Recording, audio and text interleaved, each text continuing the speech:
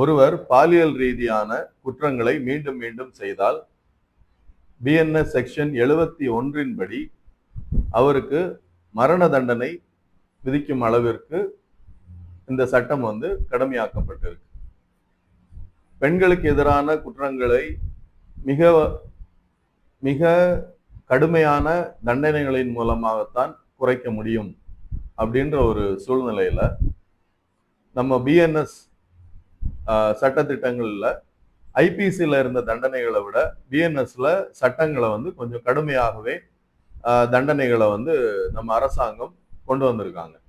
அதன்படி இந்த செக்ஷன் 71ல ஒரு மனிதன், ஒரு ஆண் பெண்களுக்கு எதிரான குற்றங்களை தொடர்ச்சியாக செய்து வந்தால் முன்னாடி 2 விதமான தண்டனைகள் கொடுக்கப்பட்டது. ஆயுள் தண்டனை இல்லைன்னா மரண தண்டனை.